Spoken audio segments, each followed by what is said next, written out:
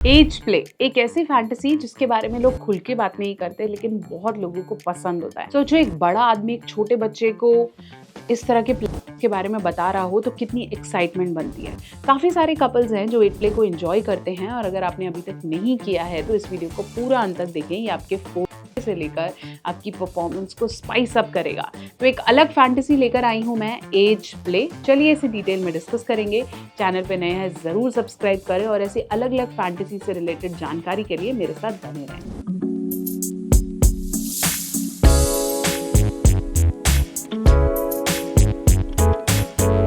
तो चलिए हम बात कर रहे थे एक नई fantasy which is age play. Age एक ऐसा फैक्टर है जो कि कहीं न कहीं आपके सेक्सुअल ज्ञान से जुड़ी हुई होती है। बोलते हैं ना कि अगर आपकी एज जितनी ज़्यादा है, आप उतना ज़्यादा आपने सेक्स किया है या आप उतने ज़्यादा खेले खिलाए हो या आपने उतनी बार अलग-अलग लोगों के साथ किया है। तो जब हम एक एजुकेशन को एक पर्टिकुलर एज से जोड़ते हैं, ऐसी परफॉर्मेंस को भी हम एज से जोड़ते हैं। जो जितना ज़्यादा बड़ा होता है उसके अंदर उतना ही ठरकपन या उतना ही ज़्यादा उसे पाने की इच्छा हो सकती है और जो एज में छोटा है वो उतना ही नाइव या उसे बहुत ज़्यादा चीज़ें नहीं पता। तो अगर हम इस तरह के रोल्स प्ले करें जहाँ एक पर्सन बहुत एजेड है और दूसरा पर्सन उसे सिखा रहा है या उसके साथ करने की कोशिश कर रहा है, तो वो कहीं न कहीं एक अलग फैंटेसी लेवल को जनरेट करता है। एज प्ले में आप अलग-अलग कैरेक्टर्स को ले सकते हो, जैसे कोई केयर गिवर है या कोई नानी टू छोटा बच्चा या फिर प्रोफेसर टू स्टूडेंट या फिर कोई अंकल साथ में पड़ोसी। इस तरीके से आप एज का difference age a couple imagine करके इस फैंटेसी को प्रैक्टिस कर सकते हो।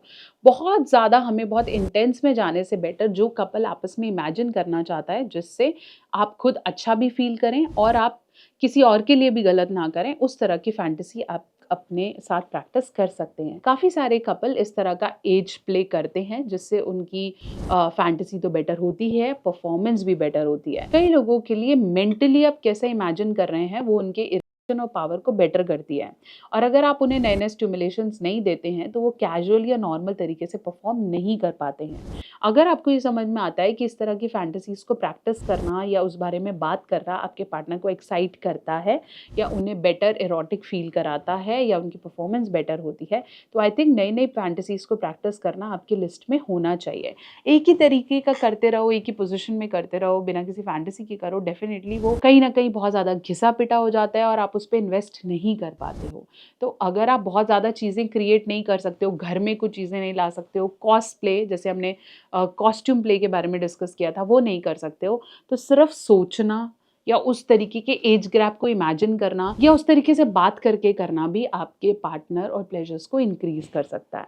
तो ये भी एक ऐसी फैंटेसी है जिसके बारे में बात कम लेकिन मज़ा ज़्यादा है। तो डेफ़िनेटली इसे ट्राई करें, अपने पार्टनर को प्रॉपरली इसके बारे में कम्युनिकेट करें, बताएँ कि आप क्या करना चाहते हैं, उसकी प्रैक्टिस ज़रूर करें, उसको अच्छे से इमेजिन करें। आप चाहे तो कुछ वीडियोज़ ऐसी देख सकते हैं और एज़ अ कपल इसे स्पाइस अप करने की कोशिश करें। एक नहीं, ऐसी बहुत सारी फैंटेसीज़ हैं ए टू ज़ेड जो आपके प्लेयर्स को परफॉर्मेंस को बढ़ाती है। तो अगर आप इस तरह की कुछ ऐसे को जानना चाहते हैं और फैंटेसीज़ को एक्सप्लोर करना चाहते हैं, तो आज ही बाय करें ए टू ज़ेड थोड़ा हट के प्यार, मेरी स्पेशल ई-बुक जिसके अंदर मैंने सारी फैंटेसीज़ को बहुत ज़्यादा डिटेल में, ऑब्वियसली हम वीडियो में बहुत सारी चीज़ें नहीं बोल सकते, वीडियो रिस्ट्रिक्ट हो जाता है, तो हम ई-बुक में हमने वो सारी चीज़ें लिखी हैं जो कि हिंदी और इंग्लिश दोनों में अवेलेबल है। आसानी से आप प्रिवेसी से डाउनलोड कर सकते हैं, प्लस आप मेरे से 1 टू 1 क्वेश्चंस भी पूछ सकते हैं।